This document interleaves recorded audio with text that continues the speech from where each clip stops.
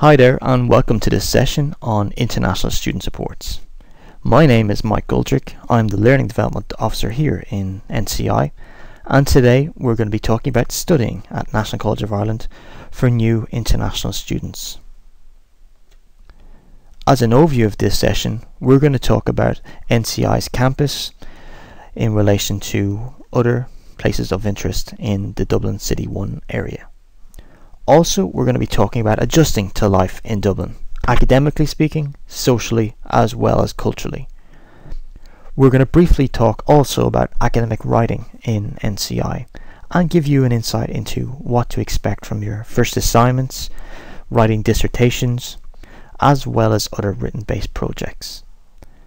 And finally, we're going to talk about referencing here in the college and give you an overview of the two styles of referencing that we use: the Harvard style of referencing, or if you are a psychology student, the APA style of referencing.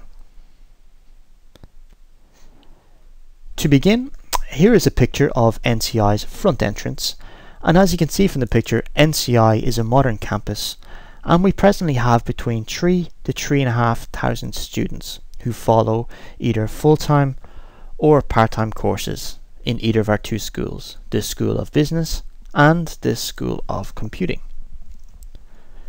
In terms of our location, NCI is at the heart of Dublin's International Financial Services Centre, known as the IFSC area. The IFSC area is the financial hub of Ireland, with headquarters of many international banks and businesses. Here at NCI, we pride ourselves on being an open and an accessible environment to all of our students. In fact, our mission is to change lives through education, so we take your learning and your learning experiences very, very importantly. As a new international student, you can expect a warm Irish welcome from all of our community, our staff members, our faculty members, as well as our present students. And together as a community, we hope to ensure that your time spent studying in NCI will be a life-enriching experience. In terms of NCI's proximity to other areas of interest in the Dublin City area, you can see that NCI's campus is located on Lower Mayor Street within the IFSC Centre. From the IFSC Centre, students can opt to walk or take the Lewis, which is a tram-based service, right up to the Abbey Street and O'Connell Street areas. O'Connell Street is famous for the Dublin Spire, as well as the building known as GPO, which is our Postal Services headquarters. Also on O'Connell Street, students can choose to take Dublin Bus City sightseeing tours, which are centralised through the O'Connell Street area. If you are continuing to walk, students can walk across O'Connell Street Bridge right up towards the College Green area. The College Green area is adjacent to Trinity College Dublin, which many of you will know is Ireland's oldest university and houses the Book of Kells. Very close by, students can also choose to walk up Grafton Street, which is famous for its shopping in terms of fashion, jewellery, digital goods and other high quality goods that you may want to experience. From here, students may also choose to walk down to the left of the map, the area known as Temple Bar. And Temple Bar is famous for its old cobbled streets and its old traditional bars and traditional Irish music. Every day during the week, students can enjoy the music and the festivities of this area and immerse in the Irish culture. In relation to culture and adjusting to life in Dublin, we want to talk a little bit more about adjusting to life in NCI and to life in Dublin itself, which is known as cross-cultural adjustment. Arriving in a new country, far away from their homes, exposed to different customs, academic values and social norms, many international students can experience culture shock. This concept of culture shock can affect how students are fitting in, how students are studying, how students are managing their finances, and how students are interacting with their peers throughout their course. To help facilitate your journey through this adjustment period, there are some things that we'd like you to keep in mind and some things to expect.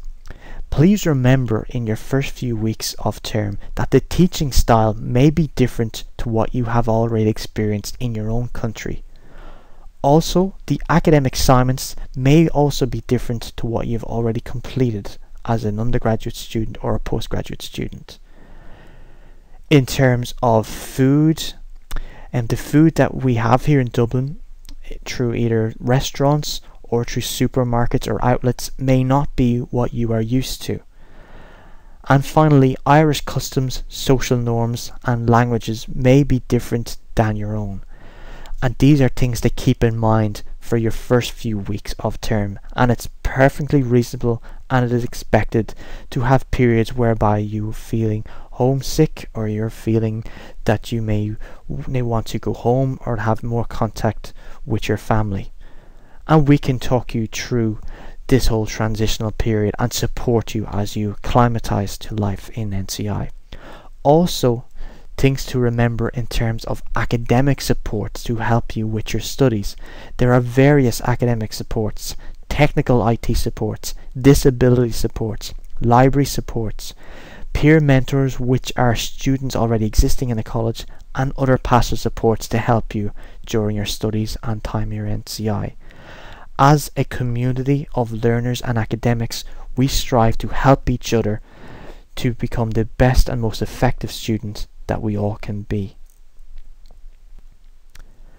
This leads us to our next session, which is academic writing in NCI. So all essays, projects and dissertations are opportunities for you as a learner to demonstrate that you understand your course books, journals and lecture notes, and that you can apply your own critical thinking to what you have learned. Therefore, when you're planning any academic assignment, please keep in mind that you will be expected to not only describe the area or topic in more detail, but critically evaluate previous thinking and previous published works on the subject. You will also be expected to construct arguments using interpretations of relevant literature, provide conclusions, recommendations, or suggestions for future research or for future works, and reference materials that you've used to complete your work. As a student of NCI, we hope and expect from each of our students that they can engage with all the learning materials that we provide and we give access to, and that they can form their own critical understanding of the concepts, arguments and theories within the literature and apply them in a real-world setting. Upon leaving NCI, we hope that you can be problem solvers and critical thinkers, so that when you engage and enter the workforce, that you can apply theoretical knowledge to practical real-world problems or challenges. Also, on that note, please note that for larger projects and dissertations, you will need to complete a methodology section which describes the procedures and frameworks for your own research. So these are the key academic priorities that you must keep in mind when you first engage with your assignments in NCI. This leads us to our final section, which is referencing in National College of Ireland. So in NCI, you'll be using either the Harvard style of referencing, or if you are studying our psychology courses, the American Psychological Association style, known as the APA style. In both styles, citing refers to the use of published works in your main body of writing, whereas full references are located at the end of your work in your bibliography. Some questions you might have about referencing at this stage are: why do we reference? Why do people plagiarize? How does NCI identify plagiarism? And how can I learn to reference properly as a student? The first of these, why do we reference, can be broken up into 10 different subcategories. The first of these is to distinguish your own ideas from those of someone else. It's very important when you are writing an essay, project or your dissertation to ensure that you're not claiming anybody's ideas as your own, and that you have identified where your ideas have come from. Secondly, It's very important when you're writing any academic assignment to be aware of different arguments and different perspectives. As you journey through your education NCI, you will become more aware that there are many perspectives and many opinions throughout academic literature. And you must, as a student, be aware that you should reference these multiple perspectives and not rely solely on one book or one journal or one piece of text to answer the questions that you were given. The third reason why we have to reference is to validate and reinforce what you are writing by referring to documented evidence.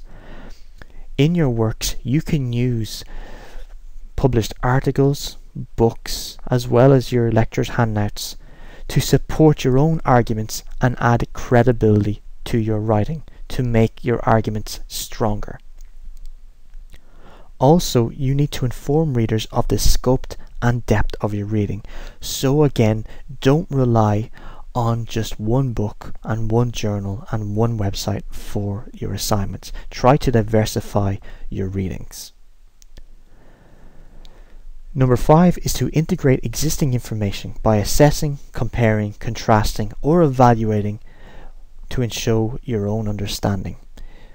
As a student in higher education, you will need to demonstrate you are able to critique and manipulate existing works so that you are not just copying and pasting material from books or online sources. As a student, you will be expected to problem solve and be a critical thinker. And these are skills that take time and skills that you will be supported in your journey here in NCI. Number 6 on the list is to emphasize a position that you agree or disagree with. Throughout your studies in NCI, you may favor a particular method, a particular theory, or particular program, and that you must, in your works, demonstrate other people that have supported this through published works, again, journals, online articles, or books, or your lecture handouts, so that your opinion is not an isolated opinion. Point 7 is to refer to other research that leads up to your own study, and this is the case if you are carrying out primary research that you want to build upon existing works so that your study and your research again is not isolated but is built upon the premise of existing theories and existing works. Also, point 8 is we reference in order to highlight an important point by quoting the original.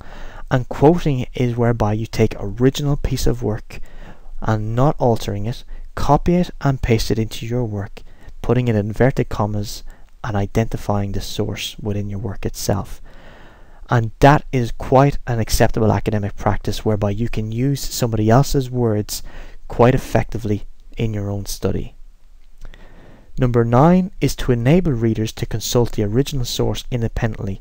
An example of this, or for instance, the interpretation you give may be different from the one intended. Or on the other hand, the reader may be interested in reading more on a topic than you have written about.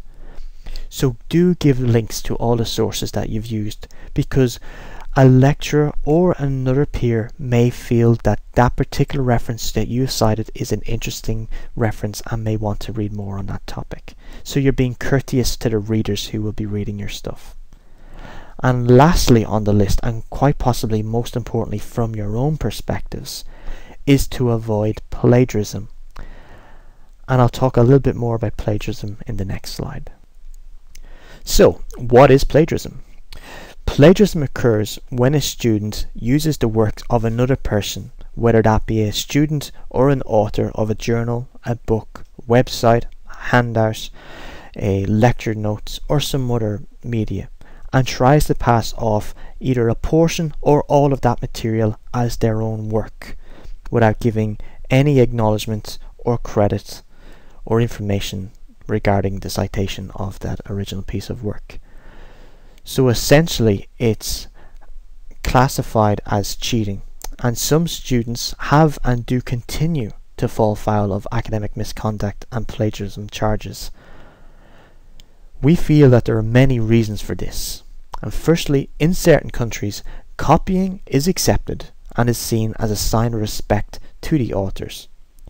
This can be also called rote learning. Also, helping a friend with their studies can be seen as a noble and worthy pursuit, as opposed to being considered as collusion or cheating in Western philosophy.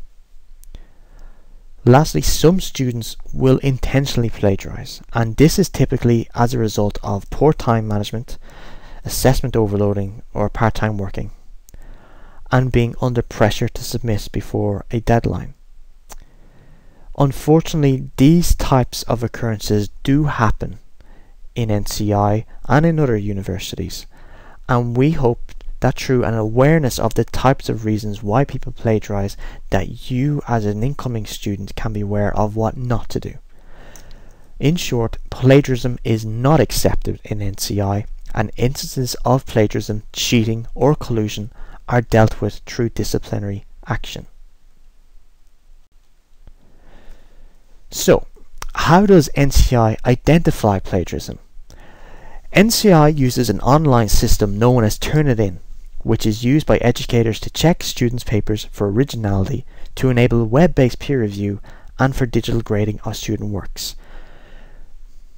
And Turnitin can be seen at www.turnitin.com. Turnitin programs recognize 10 types of plagiarism, and you can see the list of the 10 types in front of you. I'm going to focus on some of these today to give you examples of how plagiarism can be detected. The first example we're going to talk about is what's called a clone, whereby a student submits another person's work word for word as their own. You can see an example of the original work on the left hand side, and on the right hand side you can see how Turnitin has mapped out the unoriginality of the submitted piece of work, and unoriginal sections are always highlighted in a different colour to determine that these words have been published or represented somewhere else before. So that's what's known as a clone, where a student has demonstrated no effort to engage with the learning materials and has simply submitted somebody else's work. The second example we're giving is what's called a Control-C, where it contains significant portions of text taken from a single source without alterations. Again, on the left hand side we have the original clean version, and on the right hand side we have the student submission, which is unoriginal. They have called it a different topic to the essay and have tried to manipulate some of the text by putting in keywords here and there. However, this practice of copying and pasting into the document is detectable through Turnitin, and we can find what sources have been used for the copying and pasting procedures. So we implore all students not to try this activity without referencing properly. And lastly, as an example, we have known as the remix model, where a student paraphrases from multiple sources, but again makes some effort to have them all fit together without giving any acknowledgement or credit to the authors that they have looked at.